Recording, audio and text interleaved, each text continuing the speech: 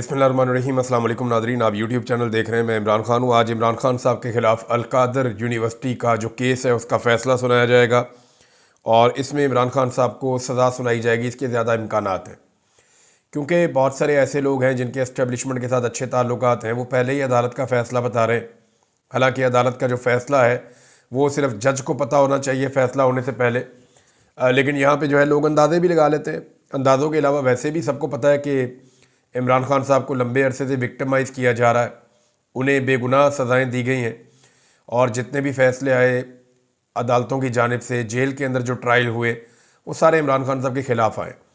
तो ये मुमकिनात में से है कि दोबारा इमरान खान साहब के ख़िलाफ़ फ़ैसला आए। उनकी बहन ने कहा जी हम तो दुआ कर रहे हैं कि इमरान खान के ख़िलाफ़ फ़ैसला आए ताकि हम फटाफट जो अगली अदालत में जाएं और मुंह काला हो जिन लोगों ने इमरान खान के ऊपर ये गंदा केस बनाया उनका भी। तो उनका कुछ ऐसे बोलना है। इस पर शुएब शाहीन साहब ने एक बड़ा ज़बरदस्त पेपर जारी किया है जिसमें इस केस की समरी है कि एक्चुअली ये अल-कादर यूनिवर्सिटी का केस है क्या। अगर इसको सिंपल करना है तो इसमें 4 चीज़ें हैं जिसके बारे में उन्होंने कहा, और असल सवाल के बारे में उन्होंने कहा कि वो भी इसमें एक है जिसका पता चलना चाहिए। एक, उन्होंने कहा कि हुसैन नवाज़ को 190 मिलियन की अदायगी। इसका पहला नुक्ता ये है कि नवाज शरीफ के बेटे ने लंदन में 9 अरब रुपए का फ्लैट मलिक रियाज के बेटे की कंपनी को 18 अरब रुपए में बेचा। नंबर 2 नुक्ता वो ये बता रहे हैं कि नेशनल क्राइम एजेंसी ने इस रकम को जब्त कर लिया, ये कहते हुए कि जी इतने पैसों में क्यों आपने बेच दिया और ख़रीद लिया, यानी ये इतने का तो है ही नहीं ये अपार्टमेंट। वो तो फिर सौदा वहीं पे हो गया। लेकिन एनसीए ने मुश्तबा ट्रांजैक्शन पर कार्रवाई का आगाज़ किया और एनसीए ने ही इनसे सवाल किया कि ये जायदाद दुगनी कीमत पर क्यों फ़रोख्त की गई। फिर तीसरा मरला यह है कि रकम की पाकिस्तान में मुंतकली। उन्होंने कहा जी रकम सुप्रीम कोर्ट ऑफ पाकिस्तान के अकाउंट में मलिक रियाज ने जो बैरिया टाउन कराची के हवाले से जुर्माने की अदायगी करनी थी उसमें ये रकम वापस ला के पाकिस्तान में जमा करवा दी गई और इसमें एनसीए का और मलिक रियाज का एक मुआहदा हुआ था कि इसको खुफिया रखा जाएगा और इस शर्त के ऊपर यह रकम पाकिस्तान को देने का फैसला किया गया। पाकिस्तान ने खुफिया रखने की शर्त को तस्लीम करते हुए रकम ले ली। अगर तो ये फैसला गलत था पाकिस्तान की काबीना का, तो पूरी कैबिनेट का फैसला गलत था, पूरी काबीना अंदर होनी चाहिए। इमरान खान अकेले के खिलाफ जज फैसला नहीं दे सकता। नंबर 2, अगर ये फैसला गलत था तो उसके बाद शहबाज शरीफ ने काबीना बनाई, फैसले को रिवर्स नहीं किया। बाद में एक निगरान काबीना बनाई गई, फैसला रिवर्स नहीं हुआ। अभी फिर शहबाज शरीफ ने काबीना बनाई, फिर फैसला रिवर्स नहीं हुआ। तो ये भी उतने ही कसूरवार है। फिर आखिरी नुक्ता उन्होंने लिखा कि अल-कादर ट्रस्ट को ज़मीन, यानी मलिक रियाज ने सीरत नबी सल्लल्लाहु अलैहि वसल्लम अल-कादर ट्रस्ट के लिए 458 कनाल ज़मीन अतलिया की। अल-कादर ट्रस्ट मनसूबा, ये रकम पाकिस्तान आने से 1 साल पहले शुरू हो चुका था, यानी ये रकम बाद में आई 1 साल बाद, ये केस ही 1 साल बाद हुआ। लेकिन ये जो मनसूबा है अल-कादर ट्रस्ट यूनिवर्सिटी वाला, ये 1 साल पहले का है। तो इमरान खान का इसमें कोई ज़ाती फ़ायदा साबित नहीं हुआ। आम सवाल वो ये पूछ रहे हैं कि हसन नवाज़ को लंदन जायदाद की ख़रीदारी के लिए 9 अरब रुपए इजाफी अदायगी पर खामोशी क्यों है, ये सवाल शुएब शाहीन साहब ने पूछा। बहरहाल आज इमरान खान साहब को सज़ा सुना दी जाएगी। इम्कानात ये हैं, कुछ लोग कह रहे हैं 14 साल, कुछ कह रहे हैं 7 साल। बुशरा बीबी के बारे में अलग सज़ा बताई जा रही है, इमरान खान के बारे में अलग सज़ा बताई जा रही है। तो देखते हैं जनाब इमरान खान साहब को कितनी सज़ा आज के दिन में होती है, या आज फिर कोई बहाना बना के जज साहब निकल जाते हैं या कोई और एक्टिविटी हो जाती है। अदालत का तो वैसे ही मजाक बन गया है। अगर आज भी ये फैसला ना सुनाया गया तो अदालत का मज़ीद मजाक बनेगा और पाकिस्तान की अदालतों की जग हंसाई होगी, और तो कुछ नहीं होगा। इमरान खान साहब ने जो स्टेटमेंट दिया वो बड़ा अहम है। इमरान खान साहब क्या कहते हैं, मैं आपको स्टेटमेंट पढ़ के सुना देता हूँ उनका। और ये 2 जगह पे उनके स्टेटमेंट है। एक को तो खुद इमरान खान साहब के ट्विटर अकाउंट से ट्वीट किया गया, एक्स के ऊपर उसको पोस्ट करके डाला गया। ये बयान है जी, अल-कादर ट्रस्ट के भोंडे केस में मेरे खिलाफ फैसला देकर पूरी दुनिया में अपना मजाक बनवाएंगे और अपना मुंह मजीद काला करेंगे। मुझे एक ऐसे मुकदमे में सज़ा देने जा रहे हैं जिससे मुझे 1 टके का फ़ायदा नहीं हुआ, ना ही हुकूमत को 1 टके का कोई फ़ायदा हुआ।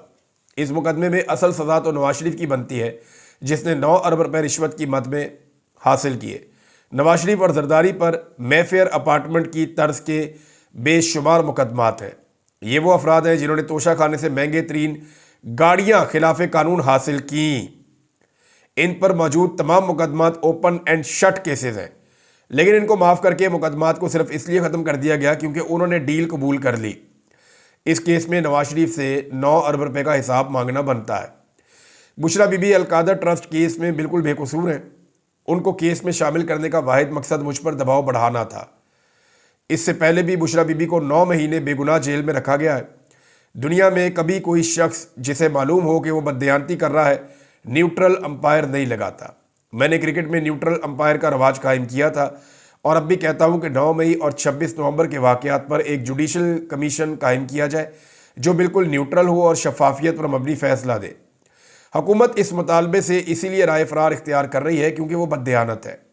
हम जस्टिस अमीनुद्दीन आइनी बेंच के सरबराह को भी ख़त तहरीर करेंगे कि हमारे खिलाफ होने वाली इंसानी हकूक़ की खिलाफ वर्जियों की पटिशन सुने।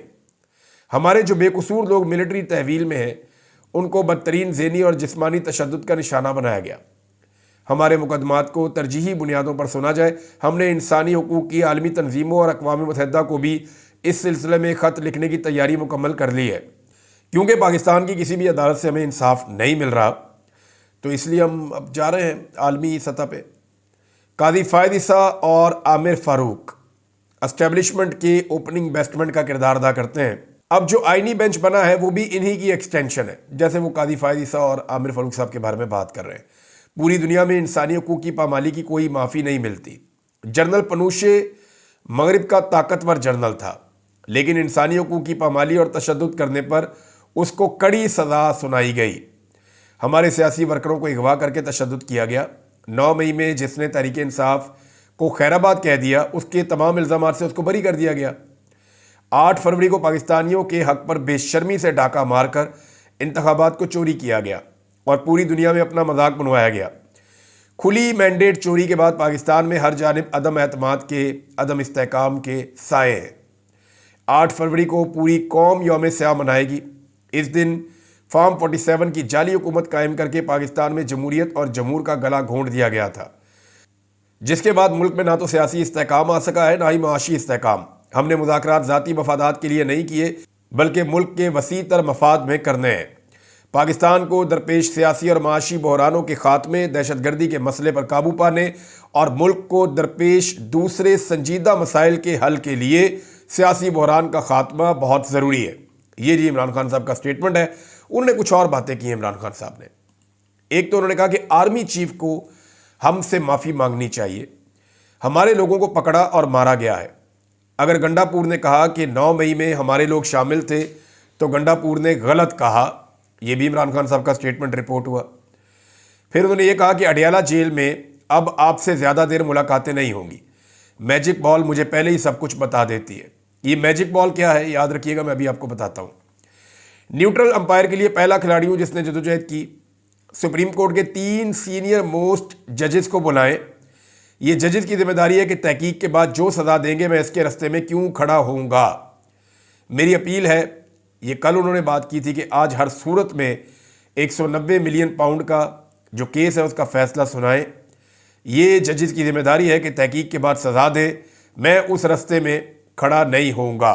ये जी इमरान खान साहब की स्टेटमेंट है। हुकूमत की बेचैनी बहुत बढ़ती जा रही है।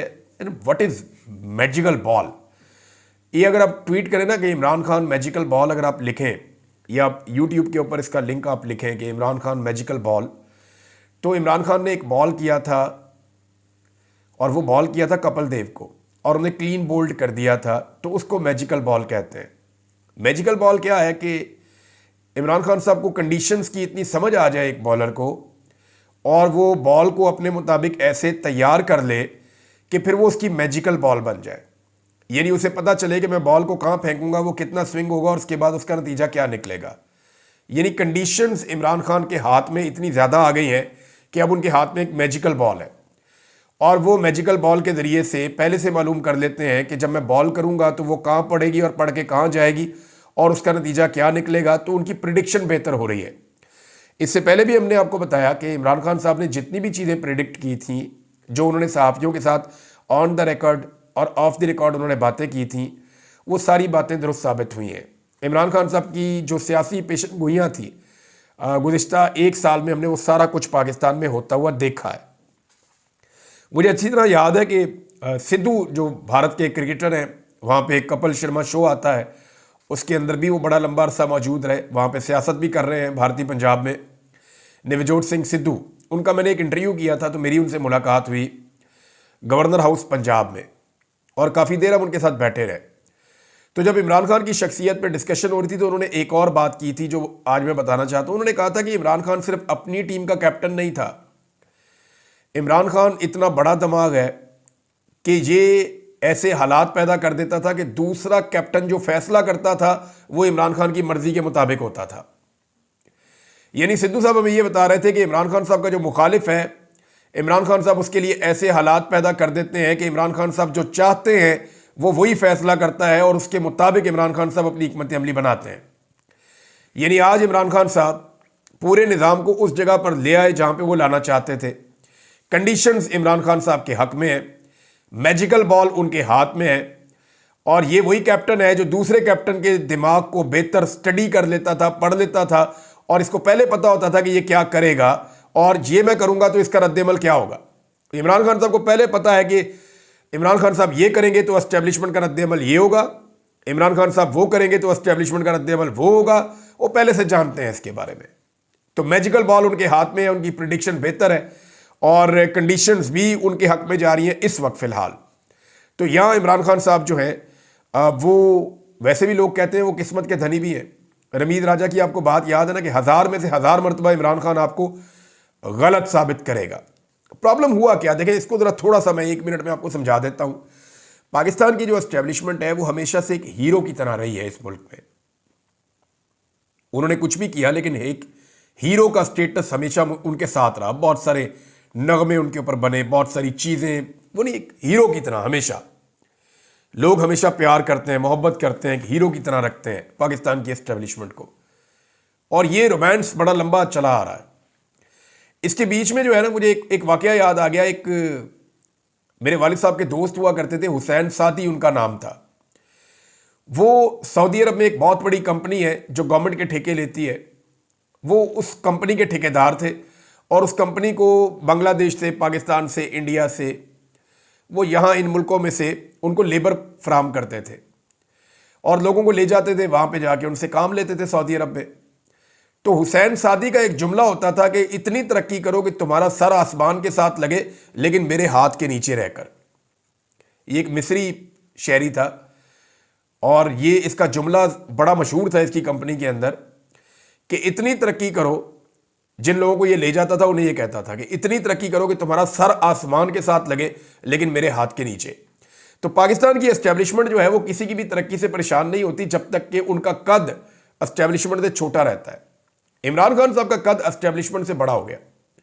इमरान खान साहब कौम के हीरो हैं और कौम ने इमरान खान साहब को ज़्यादा प्यार दिया। ये भी एक बड़ा रीज़न है कि मुखालफत इस लेवल तक चली गई कि एस्टेब्लिशमेंट की बर्दाश्त से बाहर हो गया कि ये हमसे ज़्यादा आगे कैसे हो सकता है, लोग हमसे ज़्यादा प्यार कैसे कर सकते हैं, लोग हमसे बड़ा इसको समझदार, अक्लमंद, ईमानदार और हीरो कैसे समझ सकते हैं। ये नहीं हो सकता। तो ये उनसे बर्दाश्त भी नहीं हो रहा था। अब इस वक्त जो है वो बर्दाश्त हुकूमत से नहीं हो रहा क्योंकि हुकूमत की बेचैनी और बौखलाहट जो है वो शुरू हो गई है और बढ़ती जा रही है। जब से उन्हें मालूम हुआ कि आर्मी चीफ उनके इल्म में लाए बगैर पाकिस्तान तहरीक इंसाफ के अहम लोगों से उन्होंने मुलाकातें की हैं। अब नून लीग अंदाजे लगा रही है, उनके दिल में वसवसे आ रहे हैं। यानी राणा सनाउल्लाह साहब का कहना है कि बातचीत होनी होती तो क्या आर्मी चीफ की सतह पे होती। तो मैं राणा सनाउल्लाह साहब को बताता हूँ कि प्रॉब्लम जिस लेवल की होती है ना, उसका सलूशन भी उसी लेवल पे जाके होता है। यानी जिस सतह का अवामी और बैरूनी दबाव है उसी सतह पर बातचीत होनी चाहिए। और असल दबाव यह है कि पाकिस्तान की जो अहम तरीन शख्सियात हैं उनके ऊपर मगरबी ममालिक में बहुत बड़े बड़े बैन लगने वाले हैं। इसके लिए ओवरसीज पाकिस्तानी कोशिश कर रहे हैं और अमेरिका के अंदर से इस पर डेवलपमेंट हुई तो फिर पूरे यूरोप में और मगरबी दुनिया में इस पर डेवलपमेंट हो जाएगी। यानी ये लोग और इनकी फैमिली इनके लिए ट्रैवल करना मुश्किल हो जाएगा, इनके वीज़े कैंसिल हो जाएंगे, इनके जो असासे हैं वो मुंजमद हो जाएंगे। उसके अलावा इनको जो इमदाद मिलती है, US एड वगैरह बाकी चीज़ें, वो भी बंद हो जाएंगी। और माजी में वहाँ से जो सनदें या कोई कोर्सेज किए हुए हैं वो भी, उनके नताइज भी मुअत्तल हो जाएंगे। तो इस किस्म की चीज़ें अगर होती हैं तो चंद शख्सियात, बड़ी शख्सियात, उनके ऊपर बड़ा इम्पैक्ट आएगा। कादी फायद हिस्सा है, आपका जो चीफ इलेक्शन कमिश्नर है वो इसका हिस्सा है, साबिक आर्मी चीफ है, साबिक DGISI है, मौजूदा जो अफसरान हैं वो भी हैं, वज़ीर आज़म है, वज़ीर दाखिला है, वज़ीर इत्तलाआत है, वज़ीर दिफा है, वज़ीर आला पंजाब है, IGs हैं, कुछ और ऑफिसर्स हैं। तो इनके नाम बाकायदा जो हैं वो वहाँ शामिल किए गए हैं। अगर इनके ऊपर कार्रवाइयाँ हो जाती हैं तो फिर उनके लिए बड़ी मुसीबत बन जाएगी, लिहाजा वो इमरान खान को मनाना चाहते हैं। एक बात मैं आपको कंफर्म कर रहा हूँ, आज के दिन तक इमरान खान साहब नवाज शरीफ और आसिफ अली जरदारी की तरह डील करके बाहर आने वाले नहीं है, क्योंकि उसके हाथ में मैजिकल बॉल है। ये भी आप याद रखिएगा। इमरान खान बिल्कुल मुख्तलिफ आदमी है, मुख्तलिफ तरीके से बाहर आएगा। ये कोई डील करके पाकिस्तान से बाहर नहीं जाएगा, ना इमरान खान डील करके खामोश हो जाएगा। इमरान खान साहब अगर डील करेंगे तो इमरान खान साहब बाहर आएंगे, और पाकिस्तान के लिए अगर डील करेंगे तो वो इतनी करेंगे कि जनाब पाकिस्तान की खातिर नए इलेक्शन में चले जाते हैं, पाकिस्तान की खातिर कुछ चीज़ों को हम आगे बढ़ा लेते हैं, पाकिस्तान की खातिर हम कुछ वक्त दे सकते हैं। इसके अलावा इमरान खान साहब कुछ ऐसी डील करने वाले नहीं है कि मेरे केस ख़त्म कर दो, मैं 1 साल तक चुप रहूँगा। ये मरीम नवाज का ट्विटर अकाउंट थोड़ी है, ये इमरान खान की गैर मौजूदगी में काम कर रहा है। यानी इस वक्त जब एक आदमी की पार्टी की आर्मी चीफ से मुलाकात होती है और वहाँ तो खामोशी बनती है, नवाज शरीफ होते तो वो तो बिल्कुल कंबल लपेट के सो जाते इस वक्त कि ठीक है मुज़ाकरात करो, मैनू कड्डो इत्थों जेल दे विचों। मियाँ साहब, जरदारी साहब, मरीम नवाज, इन सब ने यही किया हमेशा। हालांकि इनकी AC वाली जेलें थी, इनके बड़े बड़े कमरे थे, वहाँ पे बेड लगे हुए थे, वहाँ पे फ्रिज इनको पास मौजूद था, वहाँ इनको गर्म खाना मिलता था। सुबह के वक्त लिखते थे दोपहर को क्या खाना है, दोपहर को लिखते थे शाम को क्या खाना है। इनको बेहतरीन खुराक वहाँ पे मुहैया की जाती थी, तमाम खाने इनके घर से जाते थे। टेलीफोन की सहूलत, मोबाइल फ़ोन की सहूलत मरीम नवाज के पास थी।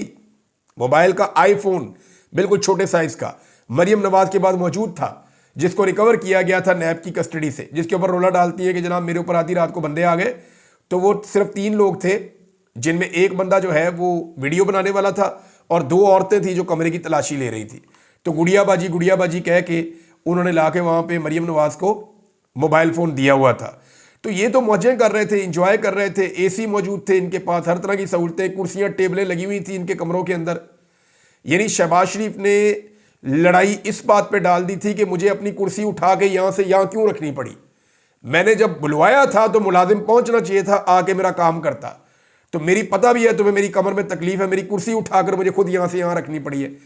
तो इस लेवल की इनकी जेल थी। तो इन्होंने तो जेलें कभी देखी नहीं, लेकिन इसके बावजूद ये कंप्रोमाइज़ करते थे। इमरान खान कंप्रोमाइज़ करने वाला नहीं है, ये बात आप जहन में रख लें कि वो नवाज शरीफ और जरदारी की तरह बाहर नहीं आएगा, वो अपने तरीके से बाहर आएगा, क्योंकि वो नवाज शरीफ और जरदारी की तरह गिरफ्तार भी नहीं हुआ, वो बाहर भी फिर अपने तरीके से ही आएगा। जुल्मे खलीलजाद का एक स्टेटमेंट आया नाजरीन, और ये भी बड़ा अहम बयान है। जुल्मे खलीलजाद का ये कहना है कि बजाय इसके कि पाकिस्तान की फौजी गालिब हुकूमत अमेरिका में लॉबिंग पर पैसा खर्च करे, इसे 3 इकदाम करने चाहिए।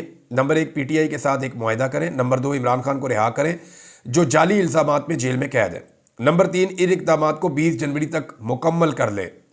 ये इकदामात पाकिस्तान को बचाने और बहरान से बचने में मददगार होंगे। ये इस्लामाबाद के ताल्लुकात डोनाल्ड ट्रंप इंतज़ामिया के साथ भी बेहतर बनाएंगे।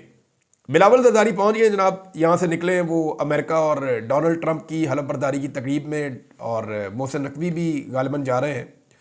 इन लोगों ने जो है वो वहाँ पे टेबल बुक करवाई है, लेकिन इनको ऑफिशियल दावतनामा नहीं मिला। ये कोई मेहमान नहीं है अमेरिकन हुकूमत के, ये अपनी मर्ज़ी से अपने खर्चे पे जा रहे हैं, और वहाँ पे जो डोनेशन देकर नॉर्मली लोग ले लेते हैं। अब तकरीबन 1-1.5 लाख बंदा होगा, मुझे एक दोस्त ने बताया कि बहुत बड़ी तादाद में लोग होते हैं हलफ बर्दारी के अंदर जो आते हैं। तो इस तरह बेशुमार लोग हैं जो डोनेशंस दे के अपने अपने तरीके से वो पास हासिल कर लेते हैं। मेरे बहुत सारे और जानने वाले हैं, वो भी जा रहे हैं, तो उनके अंदर ये भी जा रहे हैं जो है पाकिस्तान से 2 लोग।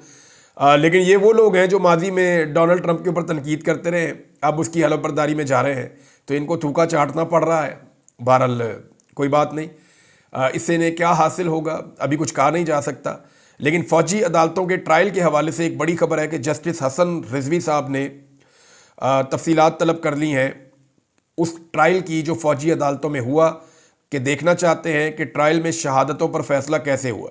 ये चीज़ अगर सामने आ जाती है नाज़रीन, तो फिर आप ये बात याद रखिएगा कि पाकिस्तान में आपको बड़े बड़े लतीफ़े सुनने को मिलेंगे। क्योंकि मेरे नॉलेज के मुताबिक फ़ौजी अदालतों ने जैसे ये फ़ैसले दिए, इसके अंदर इतने लूप होल्स हैं कि आप माजी के तमाम अजीबोगरीब फैसले भूल जाएंगे। अब तक के लिए इतने ही, अपना ख्याल रखिएगा, अपने इस चैनल का भी। अल्लाह हाफ़िज़।